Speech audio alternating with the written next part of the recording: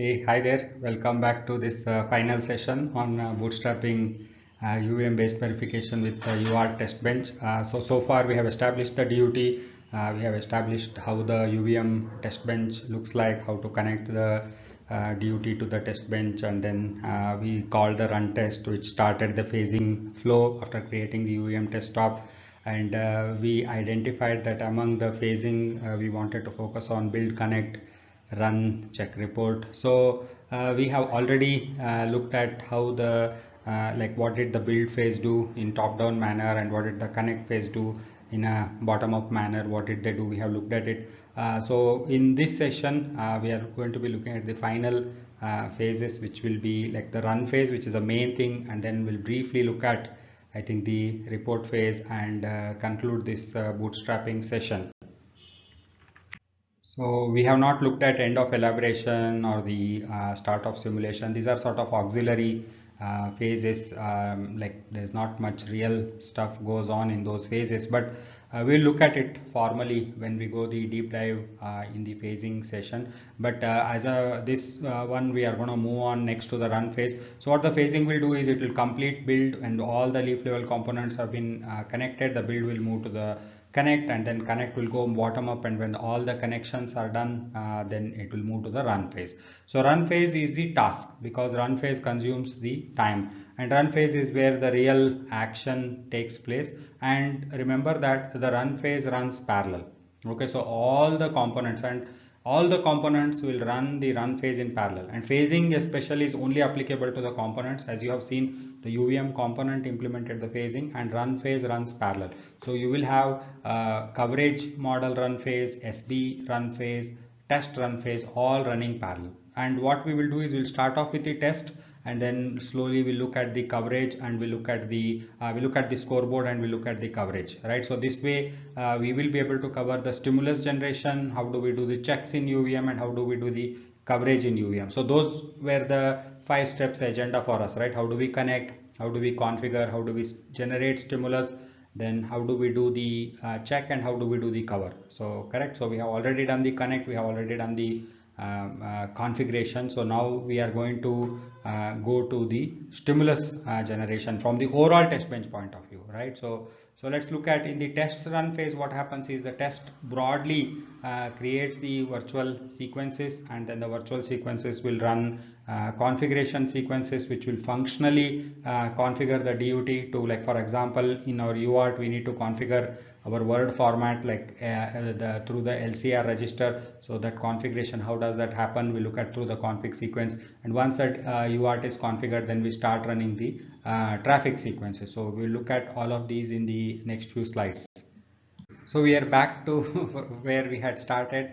Let's take a look at it again. So the test that we are running is the word format poll test, and these are our methods. So we have the constructor, we have run phase, and the report phase. While we did the build and connect, we understood that the build and connect really came from the base test. Okay, so the build and connect was really implemented in the base test, and we already looked at those. So now in this slide onwards, we are going to look at the run phase. Okay, so run phase, what does this particular test do? So in the run phase, what it is doing is it's creating this virtual sequence called word format poll v sequence. So this is the virtual sequence using the factory it is creating, and then the name of the handle is v sequence. And then run phase is where as we talked about, the primary functionality, especially in the test, the main scenario generation all happens in the run phase. So first step that the test does is, because this is at the top, right, this holds the run phase, right? Holds the run phase means, like, for example, we knew that in the build phase, after all the leaf level components are completed, it moves to the connect phase. In the connect, after we do the top down connection, and then once the connect comes up to the test, then there is nothing else to do, right? So it automatically moves to the run phase, right? But now in the run phase, how does it move out of run phase to the next phase, right? How does it move to the cleanup phase? How does that happen? The way it happens is because it's all of it is running parallel, right? So there's no sense of completion, correct? So how does it move is based on a concept called objection. So any component, right? So all the components are allowed to use this mechanism. It's called end of test mechanism. So what they can do is they can use this phase object handle. So this, you know that all of our phasing functions contain this UVM phase handle. So they can say phase dot raise objection and pass their own instance to that particular phasing mechanism. So that tells the phasing mechanism running in the root to wait for this component to tell when to go to the next phase, right? So once they have done the raise objection, then what the phasing does is it holds the simulation in the run phase. It won't move to the next phase. And when does it move to the next phase? That's the next question we will get. When all the components who have done the raise objection call the drop objection. Okay, so all of them get to say, so any component can do the raise objection and the drop objection, but typically, right, so it's generally the top level test that does the raise and drop objection, because test is doing the stimulus generation, and then scoreboard is another component that does the raise and drop objection, because scoreboard is doing the primary checks, right? So scoreboard knows that for all the stimulus that I have generated, have I gotten back all the responses and are they matching, right? So if they are matching, then the scoreboard can say I am satisfied, right? And it will drop the objection. So once these two components have dropped the objection, the phasing moves from the run phase to the cleanup phase, correct? So that's how it works. So we are doing the so as a part of this test flow, we are raising the objection to hold it in the run phase, and then we are calling init v sequence. So this, if you remember, we had seen this task call in the context of the UART test base. Here we are passing the v sequencer handle, and within that v sequencer handle we set up all the low level sequencers to run upon. We'll look at it a little bit more when we go to the virtual sequencer. When we discuss it, we'll look at it, but just understand that within this virtual sequence we have assigned all the low level sequencers on which we need to launch the different sequences, and then we are saying vSequence.start. So any sequence is run by calling this blocking task called start. So when you call start, it blocks till all the stimulus is generated within that particular sequence, and the stimulus in that particular sequence is specified in the virtual task called body. Okay, we will look at it. So all the stimulus will be specified inside that sequence object in the virtual task called body, which is provided by the base sequence, right? So UVM sequence base class contains the virtual task called body, which is populated by the actual implemented sequences, which gets invoked whenever we call sequence.start. So ultimately, see, sometimes when I say all this, it might sound okay, what are we really talking about, right? This is what is the code implementation. Got it, right? So this is what is the code implementation, and these are the sort of, as we have been talking about, these are the way things work. So we are just understanding the way things work. Got it, right? So that is that. So whenever in doubt, there are two ways you can do it. You can look up the documentation, or you can directly go to the code and look it up. So both the ways, because don't and never forget that UVM is just a system Verilog code. So you can definitely go and look it up. But I am telling you this as I have been requesting you in this session, take what I am telling you on the face value, right? Just say that, yeah, whatever I am saying, you should be able to repeat the same. That I am saying, when I say vSequence.start, it's a blocking call, and it calls the body task present in the vSequence, right? And what happens in that body, we will look it up in the next few slides.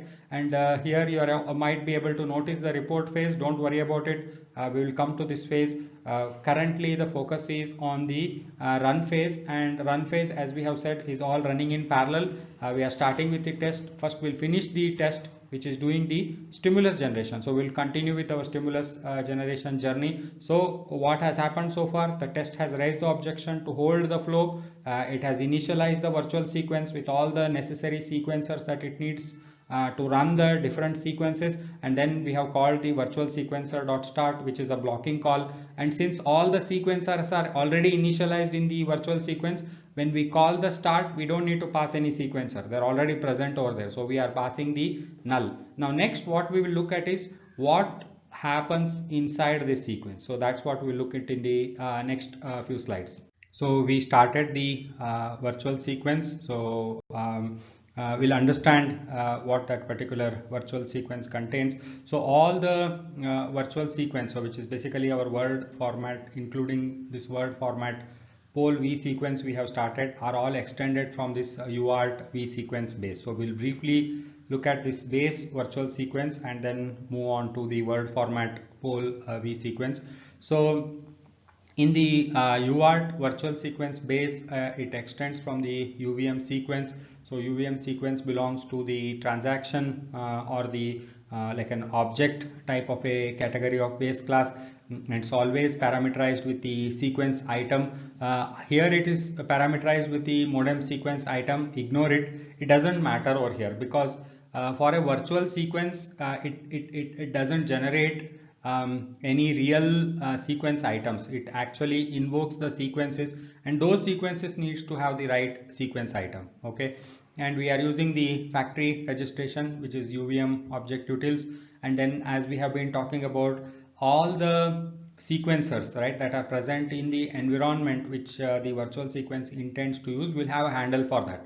So we have a APB sequencer handle, we have a UART sequencer handle, and we have a modem sequencer handle, and then we also have the config handles, and then we have the RAL model handle. Okay, and if you remember in the UART test base, this init v sequence function we had implemented, which takes any virtual sequence handle and initializes all of them meaning sequencers, our RAL model, and the configs, right? So in fact we did this in the word format poll test. So before starting this particular sequence, initializing virtual sequence is very important. Okay, so that step ensures that it has access to the corresponding sequencers, whereas when you do the simple sequences, which we'll see in next few slides, where there we can actually pass the actual sequencer handle itself, so we don't need to do the initialization in the sequence. But for the virtual sequence,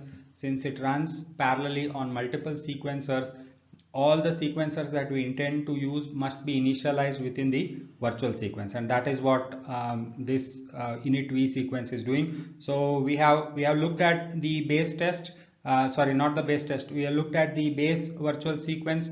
Next we will look at like how all of this gets utilized in the real implementation of this stimulus within this word format pole v sequence. In the test we had started the word format pole v sequence, and here we have the definition for it. So we have class word format pole v sequence. It extends the UART v sequence base, and we looked at that all the the independent sequencers, our APB, UART, modem, all those sequencers are present within that. We have RAL model handle, we have configuration handle. With all this information, it is fully capable of generating the stimulus that is required. This is also object, so we are registering it to the object utils constructor. It's object constructor, so just has the name, doesn't have the parent, as it doesn't participate in the component hierarchy. And then these are the various functionalities that it would be implementing as a part of its body. Okay, and that task body, what it does, we will be looking at it. So it in the body, what it will do is it will so this is the method that we were talking about. This task body is what gets called when we say vSequence.start in the test. Okay, so that the UVM framework takes care. So when you say .start, then this task gets called and it blocks till this task gets completely executed. And it contains mainly the functionality for the stimulus generation. And then virtual sequence, what it is going to do is it's going to start sequences on different sequencers. We had already had those handles, and then through the init v sequence we had initialized those handles within the virtual sequence. So on each of those sequencers, so each of a sequencer, think of it as like a individual sequencers are gateway to that particular interface. So if you start a sequence on that particular sequencer, it will reach the corresponding driver and hence the corresponding interface, right? So virtual sequencer can start on those independent individual sequencers, and then virtual sequencer actually when it starts, based on the requirement, it can start multiple sequences in some sequence on different sequencers, or can start multiple sequences parallelly on different sequencers, because each of these are different physical interfaces, right? And as we have been talking about, concurrency is one of the key criteria, right? So each of these physical interface is always parallel, right? Because we have allocated physical resource for it, so it is always parallel. So it can start the parallel sequences in order to stimulate different interfaces concurrently. Okay, now let's look at what are we doing in the code. Just to refresh our memory, what we had seen as a part of the first session, we had seen that when we had run this test, it had transmitted 2 characters and it had received 2 characters, and it was using the polling mechanism, right? That's what we had seen. Now what are we here to find out? How exactly it is doing it? So in the body, which gets executed when I call the virtual sequence.start, I am seeing that I am creating bunch of sequences. So what have I creating? I am creating a UART config sequence. I am calling it as setup. I am using a factory to create that particular sequence. So these are now simple sequential sequences. These are not the virtual sequences. In a virtual sequence, you can also launch virtual sequences, but in this case, we are going to be just launching the simple sequences. So we have UART, we have a UART, UART host RX sequence, we have a UART host TX sequence, and then we have UART RX sequence, so which we are calling it as RX serial, right? The handle name is RX serial, the handle name is host RX, host TX, right? So we have created these 4 sequences. Okay, now you might be wondering what each of these sequences will be doing. As we come further, we will look at it and understand. And then we have bunch of variables for LCR, which mainly configures our the word format, which is how many bits per character, stop bit, parity bit, and all those things. Then we have the divisor for the baud rate, right?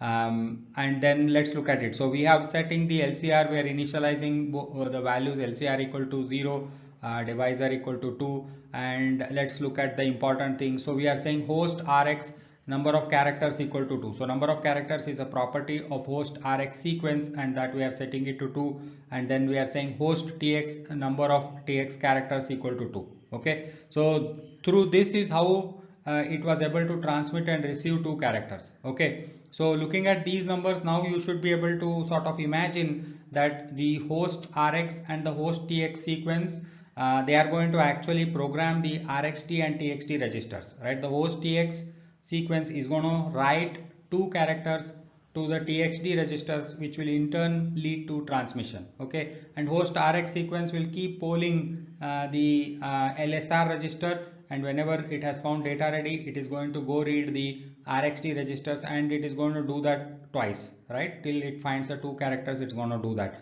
And then we have the RX serial sequence. So what is RX serial?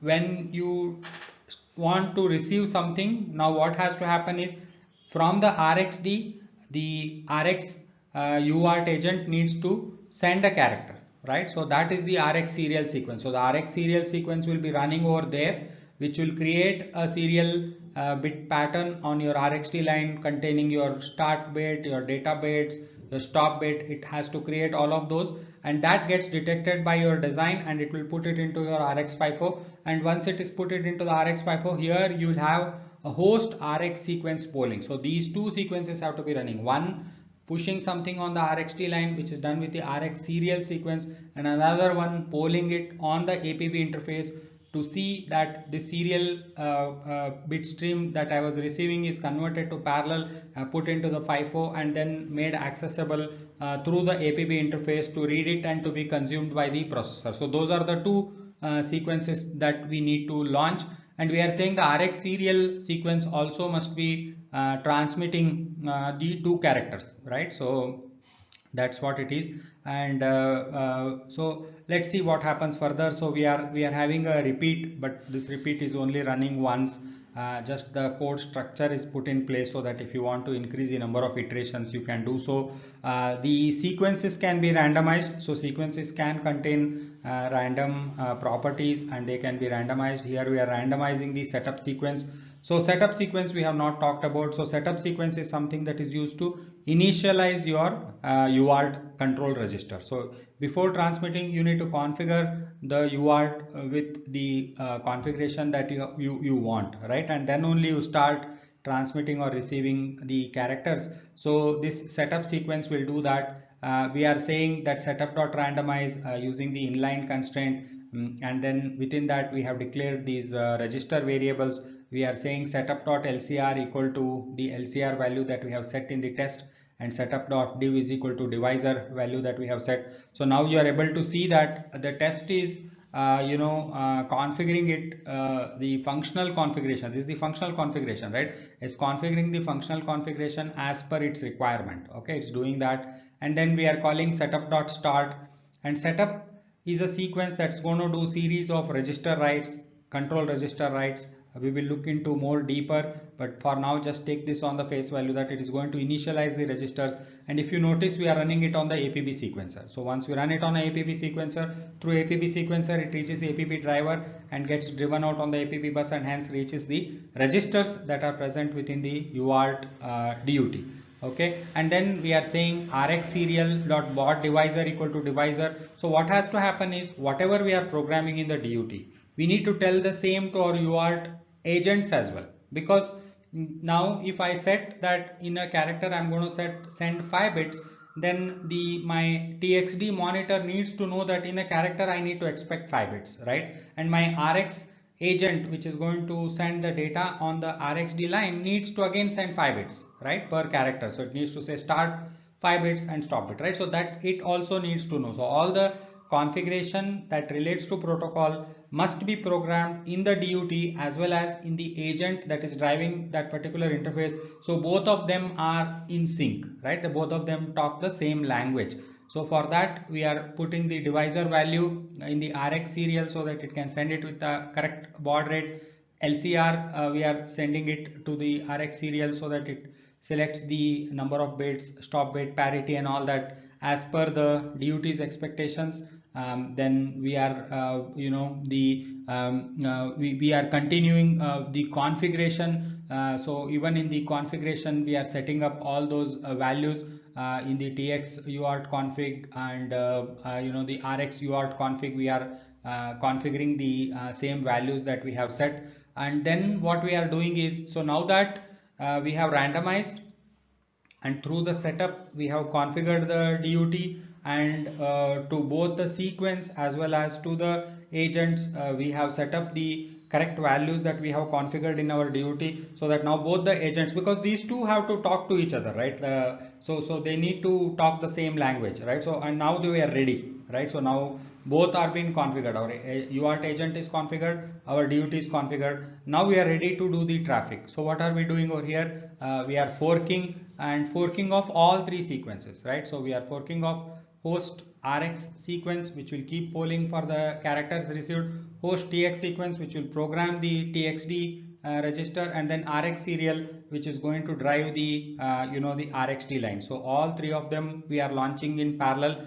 So host RX and the RX serial together form reception, right? So one to push the RxD line and another one to read the character that has been pushed into the UART, and host TX will be just writing to TXD, and the monitor on the other side that's present in the UART TX agent will just monitor the TXD line, extract the character and deliver it to the different test bench components. So this is what happens in the overall one iteration loop, and then LCR gets updated. So we can run multiple iterations, and we can run, like, let's say 64 iterations and then cover all LCR values. So if you remember, we had some, I think 5 or 6 bits that were valid in the LCR. So if we take 2 raised to 6 64, so we can repeat it for 64, and then we can cover all the combinations, the cross that we wanted to do between word format, like the number of bits per character, stop bit, number of stop bit, number of start bits,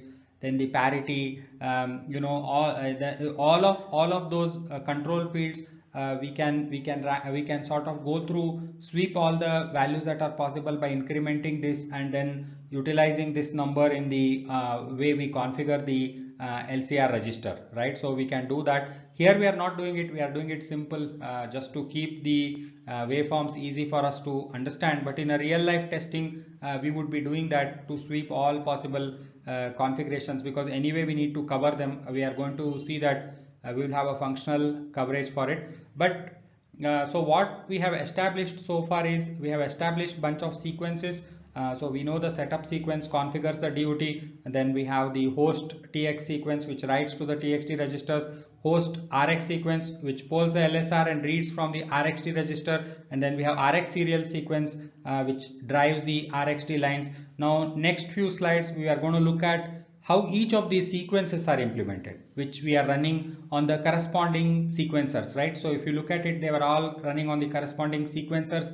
And if you notice here on APB, we are running two sequences in parallel, okay? And inside the sequencer, there is an arbitration. So it will arbitrate between the TX and RX, and it will send them by default. It will be like a sort of a FIFO order, that whoever comes first will go first. So in that order, it will keep servicing them. So you can run parallel sequences on a same sequencer, and it will be able to arbitrate them and send them to the driver, so that the APB sequencer will take care of that. So next what we will do is we'll look into how each of these sequences themselves are implemented.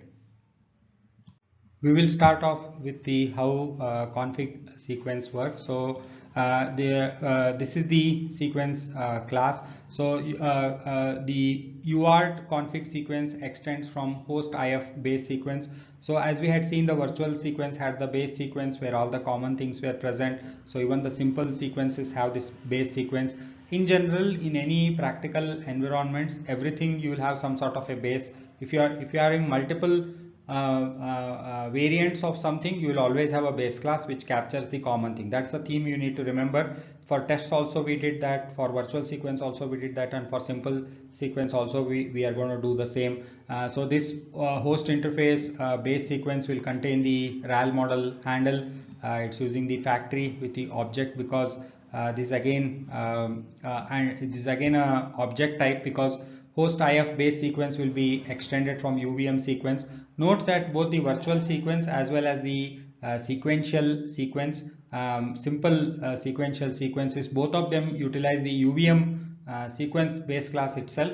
And then we are declaring bunch of random properties. So these random properties is something that can be utilized either by the sequence item that this particular sequence creates, or it can be used as a constraints for the for the sequence item that it creates. They can directly use it, or they can use it for defining some sort of limits constraint, and then these values that are defined in the sequence can be overridden further. The test can override it, or the virtual sequence using which is building on the top of the simple sequential sequences can override. As we saw in the previous case, our virtual sequence was overriding these LCR and the div values because it cared for it. And we have the constructor, object constructor with the name, and then we have the task body, right? Body is what we really care for, because whenever we called this UART config sequence, we had named the handle as setup.start,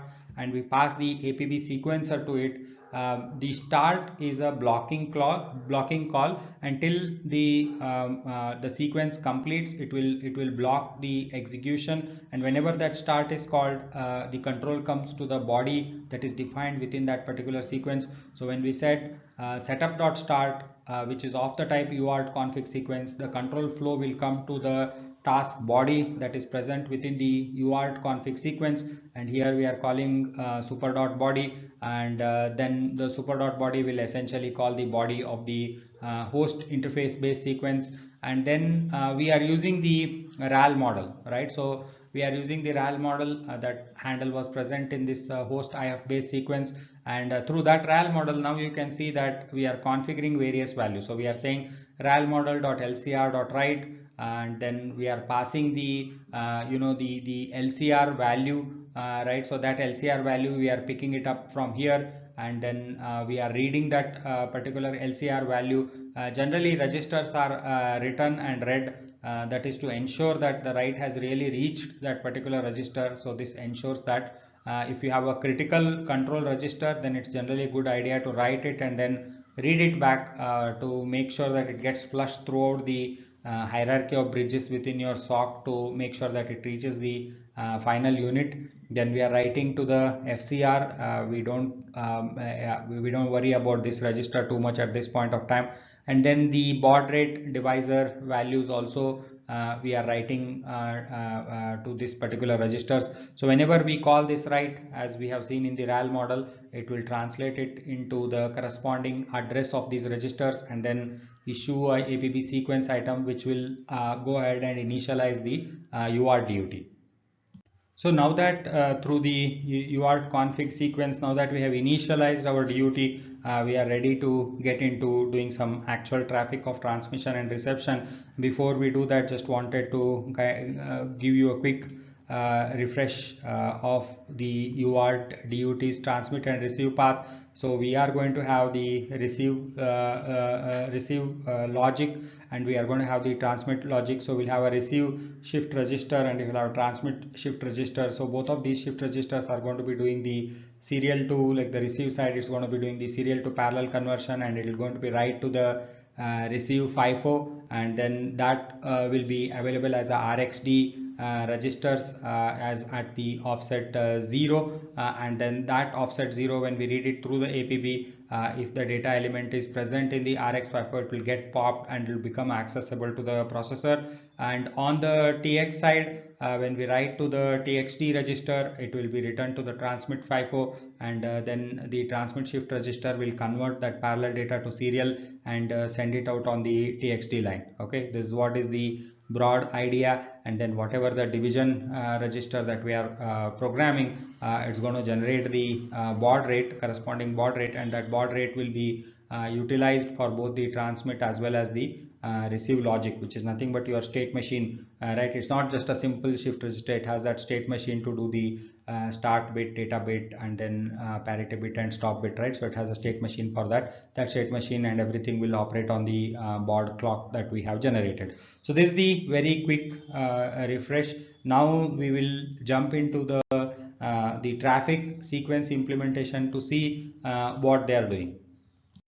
So slowly you will be able to see that the effort you have put in understanding one sequence starts to pay off, because you will start seeing now the repetition, and hence our flow will also become faster now, because we see that now we are looking at class UART host TX sequence, right? So this is the one that's going to program the UART for the character transmission, extends from the same the host IF base sequence, which contains the RAL model, factory registration through the object, and it has this one random property. It can contain random properties and constraints and can be randomized. Then we have number of characters, then default constraints have been put in, so that can take 1 to 20 if randomized, but we are anyway setting it explicitly.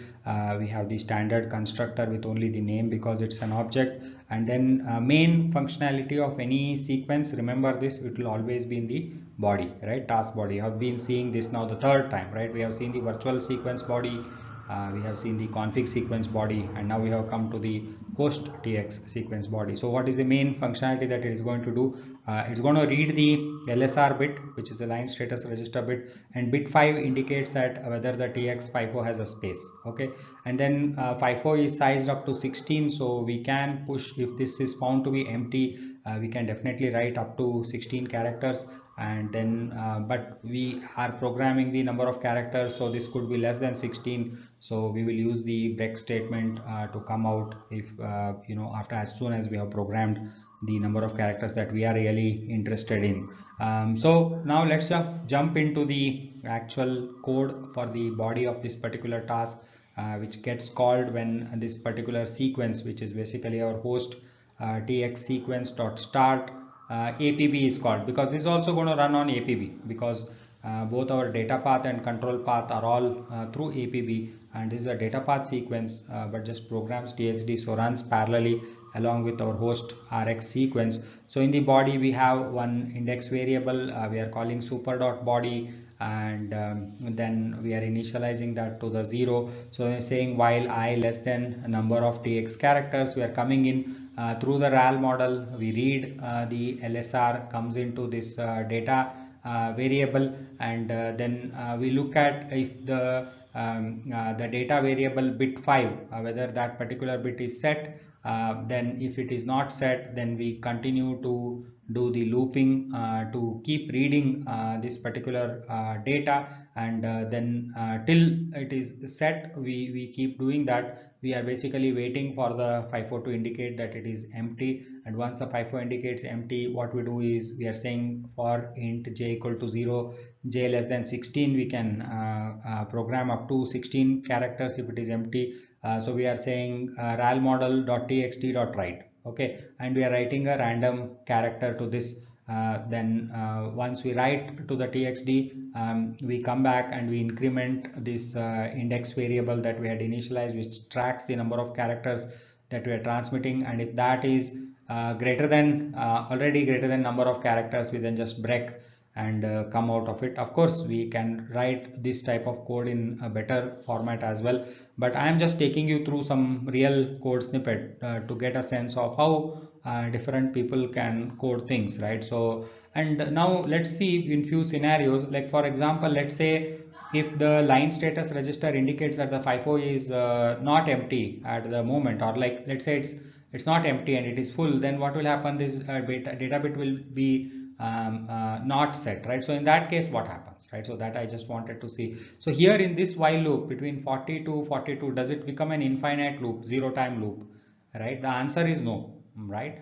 Because this RAL model, when we issue the read, you have to remember that this whole thing blocks till like internally the reg op gets created, the adapter gets called, then the adapter will do reg to bus transaction, and the reg to bus transaction will lead to creation of that sequence item.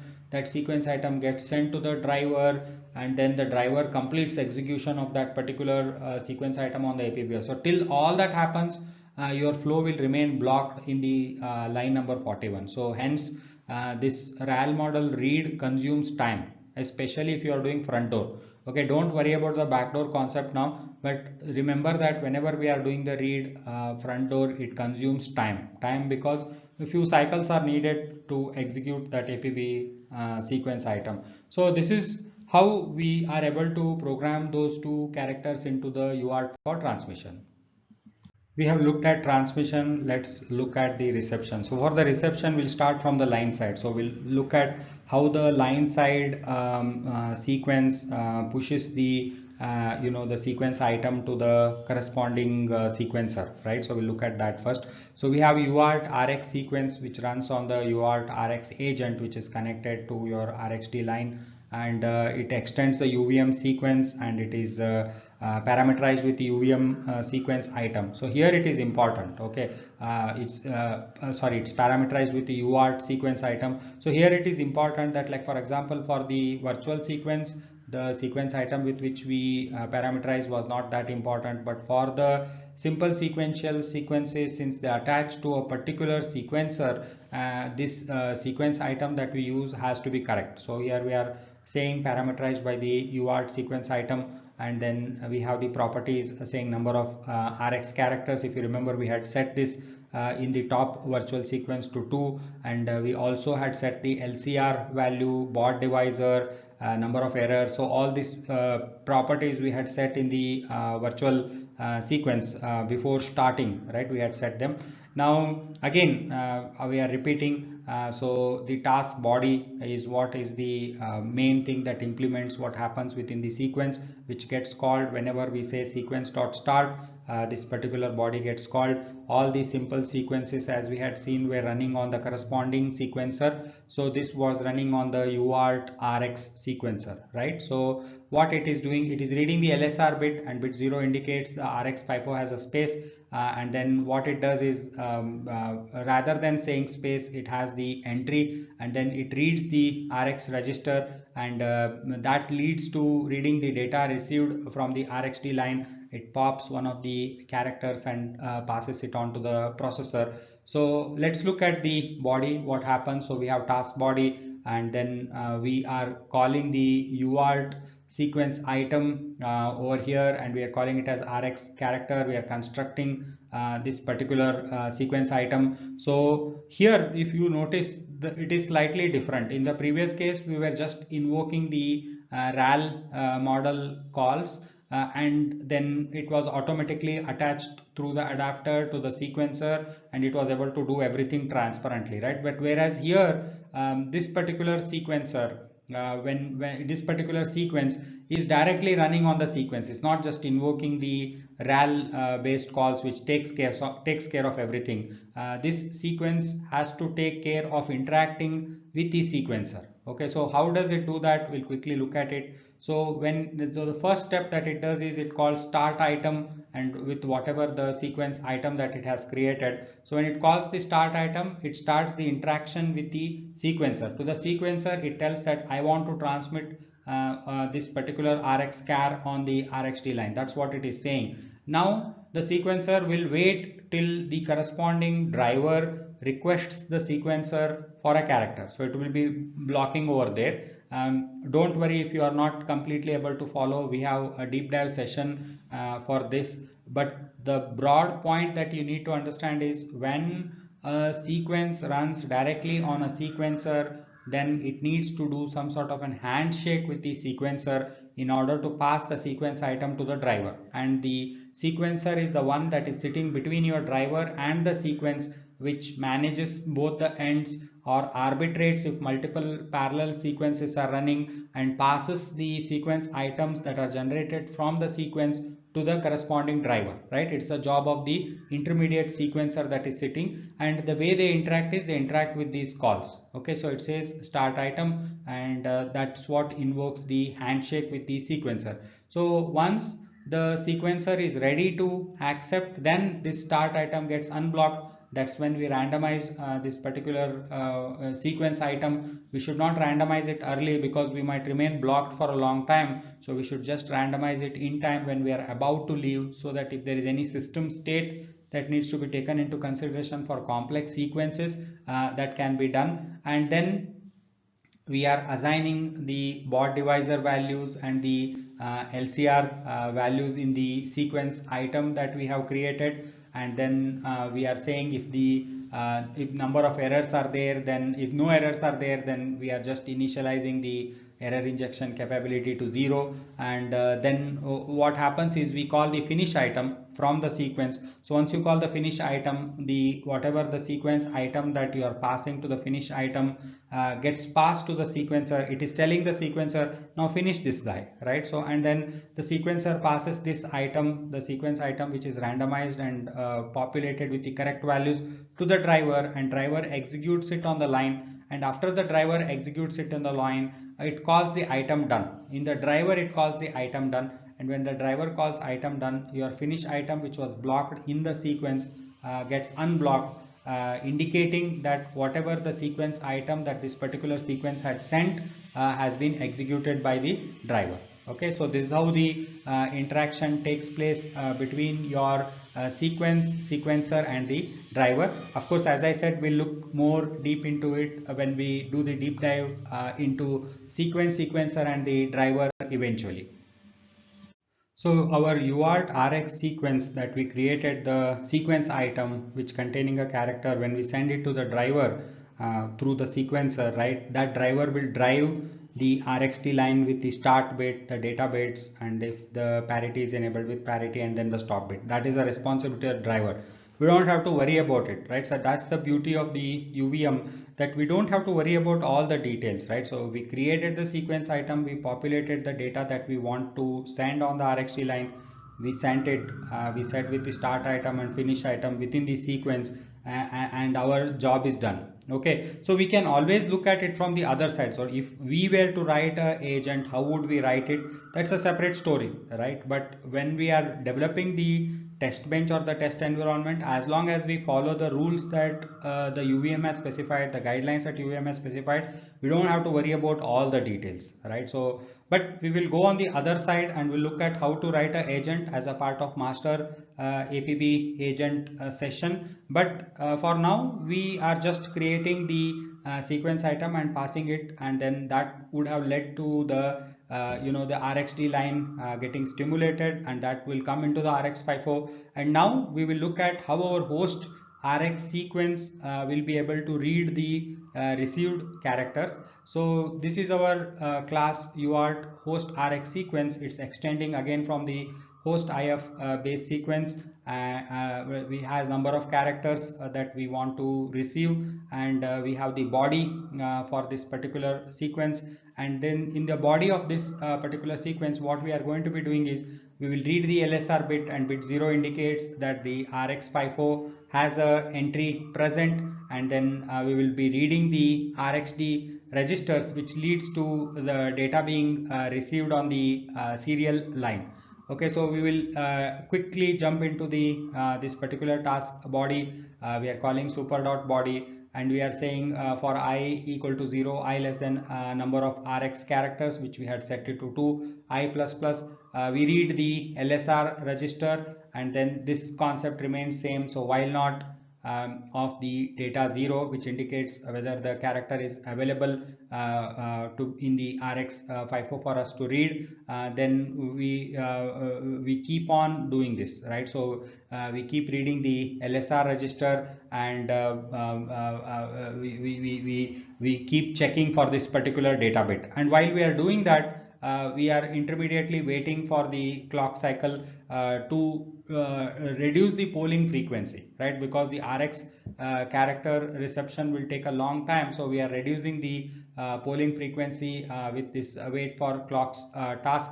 The same thing we can do it even for the TX, right? So we can put wait for clocks and reduce the number of polling frequency on the LSR register. And then once we have found that a character is available, through the RAL model, we are reading the RxT register. So in this data variable, whatever that we have read from the RxT register will become available. So all in all, we checked, we waited till a character to be available, and once a character was available, we read the RxT register to check what is the character that we have received. So overall, what happened on the serial line, we started one of the sequence with some character, and that drove that serial line with the UART protocol. It received, put it in the RX54, and through the LSR we figured out that the character received has become available. And this loop, what we are doing over here, is actually the polling. Okay, so we did the polling, we figured out that it is available, then went to the RxT register through the RAL model and we read it.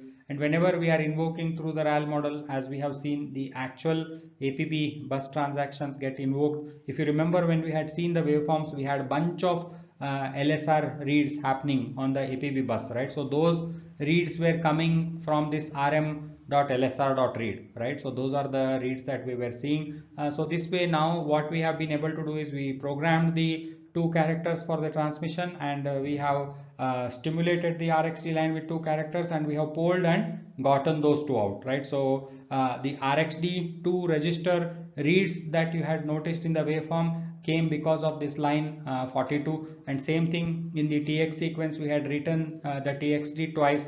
That write we had seen it through the TX sequence, right? So these are the reads and writes that we have done is translating onto the APB bus, right? So what we talked about the RAL model, right? So this is all happening, and whatever the pattern that we saw on the RxD line in terms of the start bit, data bit, and the stop bit, that was created by our Rx serial sequence.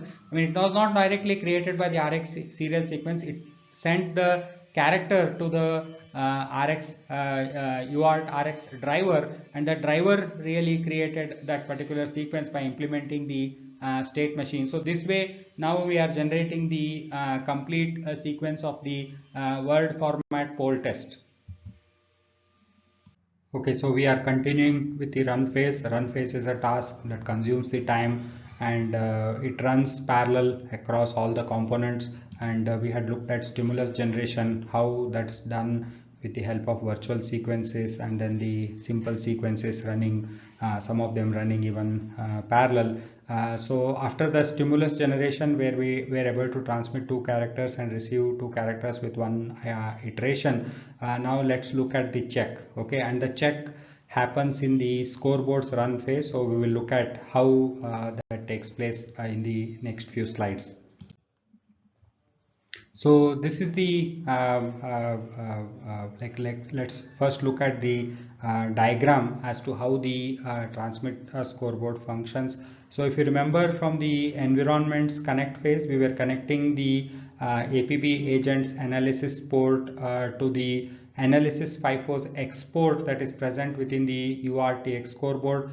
So this is that connection, and then the UARTX agent analysis port was connected to the export, another TLM FIFO that was present in the UART TX scoreboard. So on the TXT write, it will store over here, and whenever the UART TX agent receives a character, that will come in this analysis FIFO, and then both of them will be compared, and if there is a mismatch, the error will be reported. So that part I'm just quickly again just refreshing. Don't worry, I'm not going to again go over all the details, but just showing you that these are the connections that we are talking about, this MAPB agent.ap.connect, and then we are looking at TXSB APB FIFO analysis export. So this is that APB FIFO, and then the UART FIFO, this is that UART FIFO, and analysis FIFO have by default export port built into them, to which we are connecting the port, and along with that the TX scoreboard itself has an analysis port through which it sends the qualified transactions for the TX coverage sampling to the UART TX cow. So that connection is happening over here, txsb.ap.connect TX cow.analysis export. This is the overall way the TX scoreboard fits in. So in the next slide, let's try to dig deep into the actual content. So we showed the overall structure and how it is connected in the environment. Next we will look in the inside how it's doing the check in its run phase. Let's jump into the scoreboard and look at how it does the check.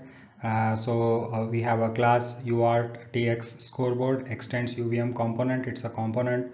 There's also UVM scoreboard base class that you could extend. I think provides few more facilities, but I think it's not much. So you can as well extend it from UVM component and do it register to the factory. And those two TLM FIFOs that we were talking about, that's the one that we have declared over here. UVM TLM analysis FIFO is the base class, parameterized with the APB sequence item, and we are creating the APB FIFO, and then we have UVM TLM analysis FIFO parameterized with the UART sequence item. This is for the actual data. APB FIFO is for the reference data. We have UART FIFO. So more or less these FIFOs behave like queues, with the additional thing that they contain, that analysis export that we can connect it to the analysis port, and then we declare one UVM analysis port. So finally it's good to see the exact things coming in that we have been talking about for a while. It is parameterized with this LCR item, and we call it as AP, and then it has the handle of the RAL block, and then we have the bunch of counters that it is tracking, the actual data that has been written and the expected data that has been written. So those counts, it can eventually match them up, and then it has a one additional data queue. We will look at it how we are utilizing it, and then we have the bunch of standard UVM methods. We have the constructor containing name and the parent because it's a component type, and then we have the build phase, run phase, report phase. Yeah, we should have probably looked at the build phase in the build, but this is a very brief one, and the reason why we didn't look at it over there is it is slightly different. Okay, we'll look at it in the next few slides, and then the main thing that we are interested in is the run phase, because run is what we are looking at, how to implement the primary functionality. And then these are non-UVM tasks. Okay, this monitor APB and monitor UART are non-UVM tasks that are present for the UART TX scoreboard class. So any base class that extends the UVM base class doesn't mean it has to only implement the methods that are defined within the base class. It can add additional methods as well. Object orientation anyway allows it, and UVM doesn't prevent you from doing this. I mean, in terms of its guidelines, it doesn't say that you should not do it. I mean, we have been doing it, just emphasizing the same fact. So this is the core functionality. So next few slides, let's look at what are we doing in this core functionality to implement the checking. So we'll start off with the build phase. So this TLM FIFOs, FIFOs and the analysis port that we have declared, we are constructing them. And note here that all the UVM components, so we had talked about that most of them we use that create, and this is an exception. So here we are using the new. Okay, so we are using the standard system Verilog construction because all the TLM components, this you remember, for all TLM components there is no factory based override. Okay, the way they are delivered is the way we use it. So for TLM there is no factory based override. Since there is no factory based override, there is no point in doing the create. See, think about it, right? Everything we do in UVM has overhead because there's extra functions and they need to execute, and when they execute they eat the CPU cycles, right? So for the any TLM, could be a TLM port, TLM FIFO, you don't need to do the create. You just use the the new directly, and then you pass the name and the parent to this particular analysis, the analysis port as well as the TLM FIFO. So that's what happens in the build, and this build will be called after the environment build gets called, right? So because that's moving the top down direction, and then it calls the run phase. So in the run phase, what we are doing is we are forking off these two tasks as threads, monitor APB and monitor UART. So APB, as we know, provides the reference transactions, and then the monitor UART will provide the actual transaction. So let's look at what is happening in each of these tasks as we go forward. Okay, let's jump into the core functionality of the UART TX scoreboard. So before we get into the code, what do we have to remember? What are we trying to do, right? So what we are trying to do is we have transmitted, we have written a character in the TX54, it has come out on the TXT line. We want to compare the actual data, right? The data that we had written. Now, when we want to compare the data, what do we need to know? We need to know how many bits in a character are valid, because in the LCR when we program those lower two bits, it could be 5 bits, 6 bits, 7 bit or 8 bits, right? So how many bits are valid, we need to know that. So we compare only those many data bits. That is the main thing that we are interested to do. Now, from which source do we get a reference transaction, and from which source we get the actual transactions, that we have already discussed. From APB we are getting the reference transaction. So first let's start off from that. So in this part of the code we are saying task UART TX scoreboard, and we have the monitor APB task written over here. What are we doing? We are creating a APB sequence item, and we are doing a forever loop over here. Okay, so we are doing a forever, and we say APB FIFO.get. So APB FIFO is a TLM FIFO, and TLM FIFO already has a get. Then you will be getting a question, who did the put? So put happens implicitly because we connected it to the analysis port, right? So that's a TLM built-in functionality. When you did that TLM analysis port dot connect and you pass this TLM FIFO dot export, then the internally within the TLM FIFO, it has the code to take that data and put it into the FIFO. So the put happened automatically because we did the connect of the TLM FIFO, and the TLM FIFO has that particular code to do the put. And so when you call the get, it will be blocking, very similar to your mailbox type of a communication. It will block till the request becomes available, and once the request is available, it will be stored in your host request handle, and then you check if the host request address is equal to 0. Okay, why are we checking equal to 0? And then we are saying host request dot write enable is equal to 1. Why are we looking at these two? We are looking at these two because we are looking for a write to a TXT register, right? So we are looking for a write to TXT registers. So because we are going to be getting all the accesses, right? We have connected to the APB monitor, so we are getting all the APB accesses, be it a read or write, everything is coming in, but we are interested only in the writes that are taking place to the TXT register. So we have identified that over here, and then whatever that particular information, we are pushing it into this data queue. Data queue is the property that we had declared it within the UART scoreboard. So we are saying data queue, which is a queue, and we are using the method pushback whatever the host request or data that we had received. So whatever the data that was returned to the TXT register is now pushed into this particular data queue, and we are saying number of characters return plus plus. So number of characters we are incrementing. Now this is a place where we have stored the reference data. Now let's look at what's happening on the actual interface. So that is the monitor UART. Again, this is the forever task. It will be continuously looking for it. Same concept, we are saying UART 54.get, that will block, and then the UART item will become available. Then we are saying number of character transmitted is plus plus. And note one interesting thing over here on the line number 91, we are reading the LCR, okay, and we are saying here, instead of saying LCR.read, that's the way we have done it in the previous sequences, we are calling LCR.get. Okay, so what the LCR.get is different from LCR.read. LCR.read goes to the APB bus and initiates the accesses to read the actual register content that is present from the DUT, whereas when we say LCR.get, it just reads it from the mirror that is present in the RAL block. Okay, so it is not going to initiate actual bus cycle on the bus. So if you load the waveforms for this LCR.get, you will not see a bus cycle, right? It just reads it from the mirror. That is the advantage of the mirror. So we had connected predictor to update the values of LCR based on reads and writes. So this is what we are using it for. So we do the LCR.get, and then we look for the error injection. Don't worry about it. And then what we do is once we have found the value of LCR and we have a UART transmitted one character that is being available, we are checking if the data queue size, which is the reference data queue size, greater than 0. If it is, then we pop the queue from the front, the head of the queue item we pop, and then we pass it for this core logic to compare the reference data to actual data. So what are we doing?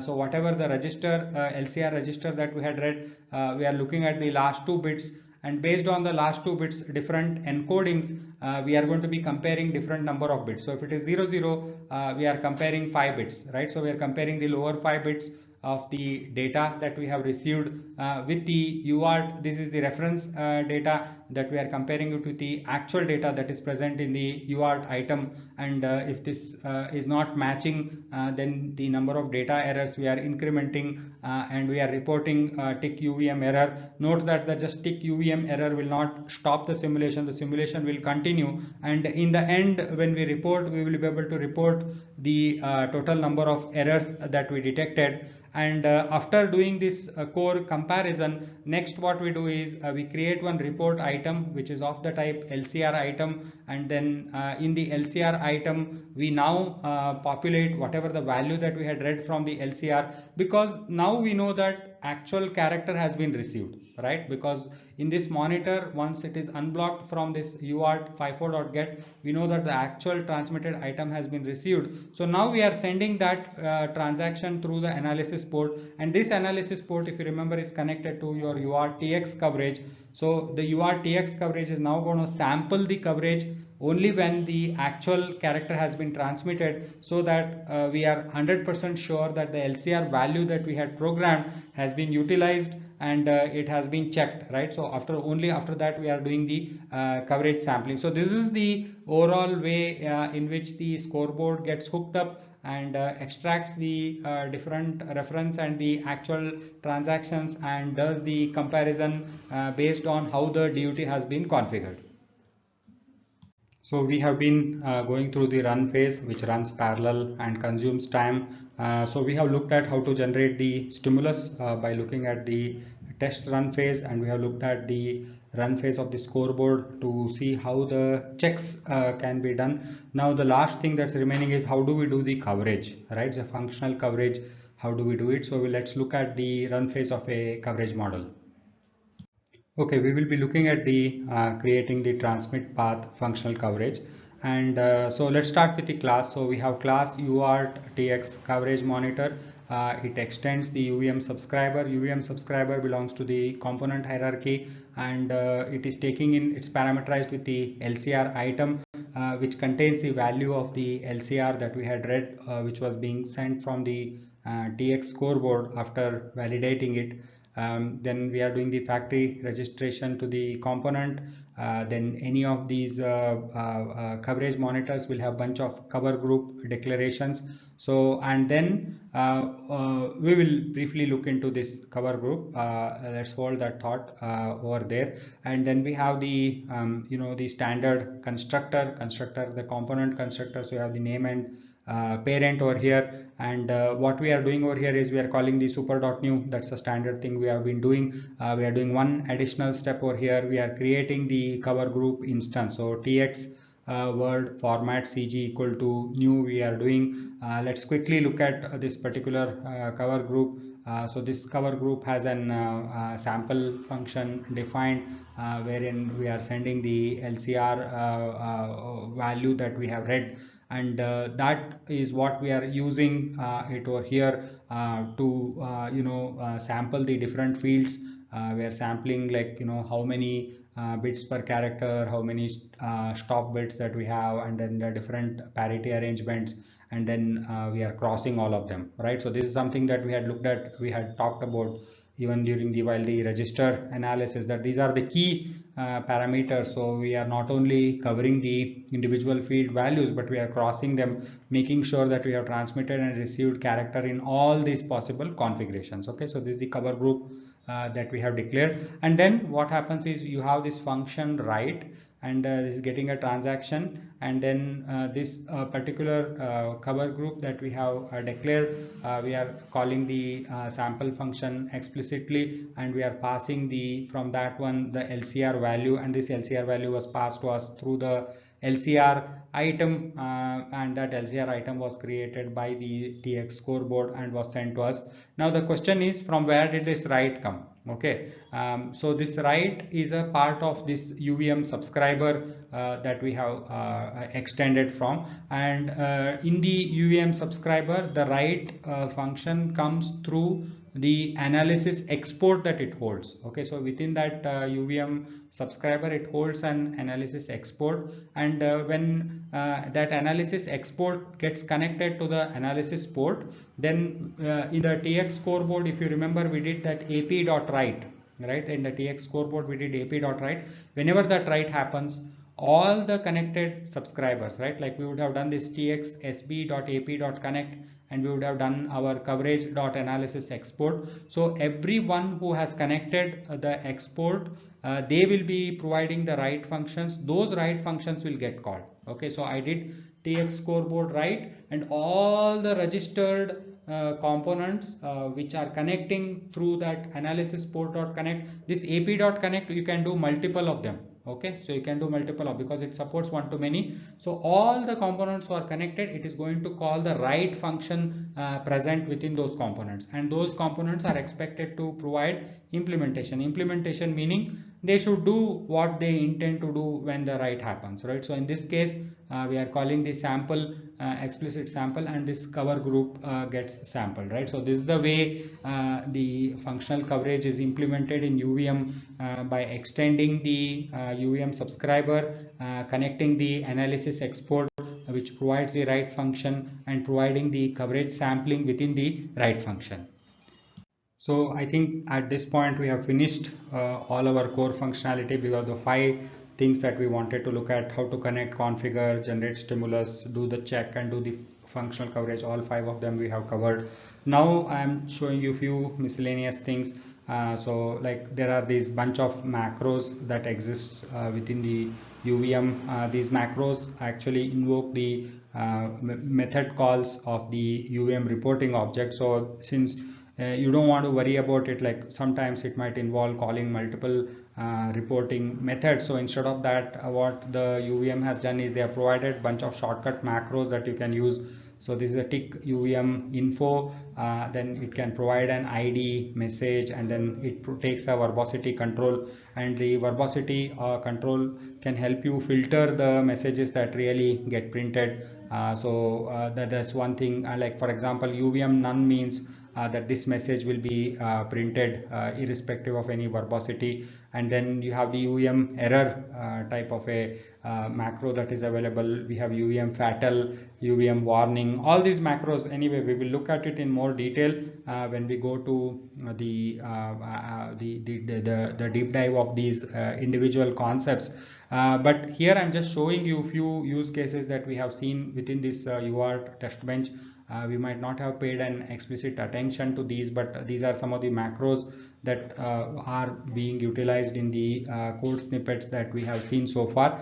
And the main thing that they allow us is the way the information gets formatted within the log gets standardized, right? This is the point that we had talked about at the beginning when we were analyzing the log files, and the way that standardization happens is through use of these macros, because these macros, when you use, they print all the information in a very precise format, like for example your file name, line number, timestamp, then the ID that you have specified, actual message, the verbosity. So all this information is put together consistently every time, which makes extracting information from the simulation log files easier.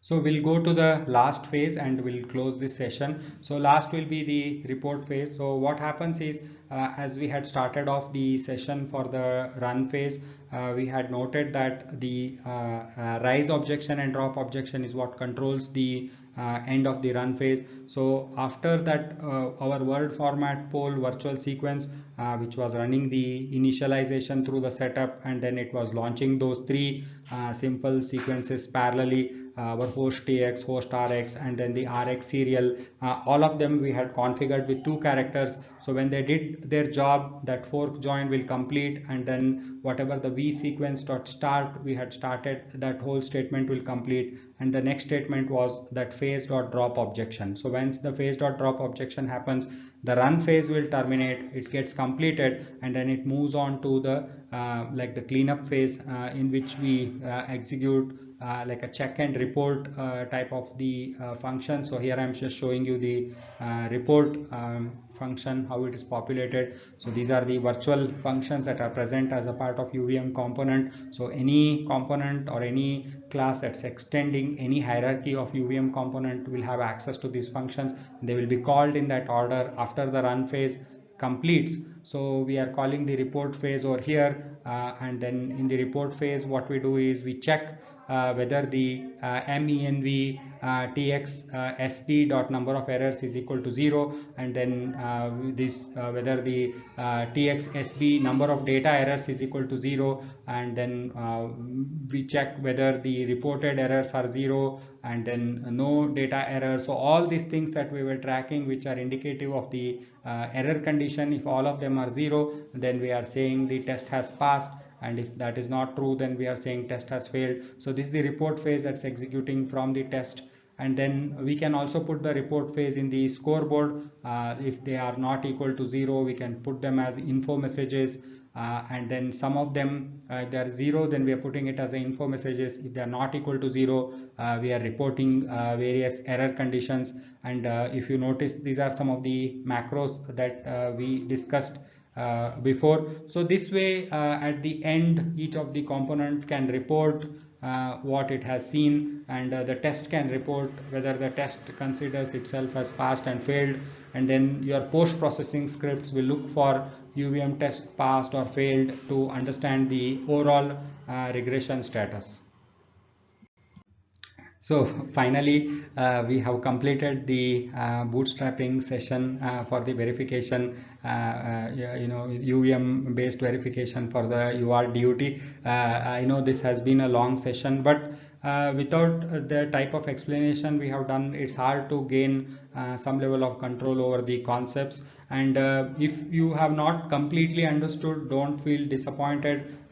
These things are hard to understand first time. So what is the idea is that you do this bootstrapping, get the big picture right, able to correlate to the system Verilog, and then we will move to more deep dive sessions, right? So individual concepts that you have seen, some things might have not become clear, like let's say TLM we have not discussed in detail, the sequencer communication we have not discussed in detail, some of the things I have asked you to take it on a face value. So each of these core concepts which are very relevant, which get frequently used in most of the test benches, we will be doing the deep dive irrespective of the UART test bench. So UART test bench is one specific use case, but we will be doing deep dive in those concepts like phasing. We will do deep dive, right? And then the TLM will do the deep dive, sequencer communication will be doing deep dive, reporting will be doing deep dive. So in each of these areas we will be doing deep dive. So at that point of time, the two things you should try to do, one is try to correlate to the actual use case, because ultimately it has to be used, right? And if you thought that this is slightly complicated, then it also prepares you for the real life projects, right? This is how it is going to be, right? I mean, we are not like taking the most complex project. It's a very sort of at the lower spectrum of the complexity, but still you can see there is so much information, or the so much of knowledge and understanding that is involved. And the important lesson that you should take from this is this is a way of doing base class libraries. You have to just understand few things, right? And you have to remember few things, or you need to understand how to look at the documentation and understand the details. But this explanation will give you enough background that when you look in the deep dive sessions, or when you look at the documentation, you will be able to connect to things, right? So now if you see this in a overall session, this is now a second pass in a way, because we did the core concepts, we touched the same things, right? And then in the bootstrapping session, we are looking at how to do things, right? So in a way, but we are touching again the same concept. And in the deep dive, again we are going to touch the same concepts, right? So in a way, 3 times you are getting exposed to each of these concepts from a different angle. First time from an introductory point of view, second time how exactly to do it, third time a deep dive of from the like a formal definition point of view, right? So those three views will give you a very clear understanding of it. And if required, what I would suggest is, after doing the deep dive, you can do one more round of the bootstrapping. Of course, during that round you can play it with the maybe like a 2x speed to cut down the total time in half, because at that point now most of the pattern is set in your mind, and it will be much more easier for you to absorb.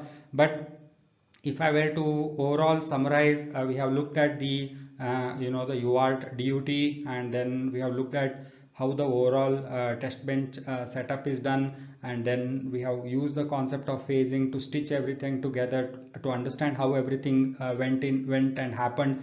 We picked up the key phases. So we looked at the build phase, how it executed top down and everything got constructed. We looked at the connect, which executed bottom up, how everything got hooked up using the analysis ports. And then we looked at how the run phase was running parallel, and as a part of run phase we looked at how the stimulus generation is done, how the the checking is done, how the coverage is done. We looked at that. And in the finally in the report phase, how we displayed various the reporting from different components like test and the scoreboard. For example, we briefly discussed about end of test. So this way we have touched, I think, all the concepts that are present within the UVM. Okay, now the only thing that we have not done at this point is we have not looked at the agent internally. So that you will be doing as a part of like the master APB agent construction that follows this particular session. And after that, I would suggest that you go do the deep dives. And after doing deep dives, if you feel that you need further clarity, you can revisit bootstrapping once again. I sincerely thank your patience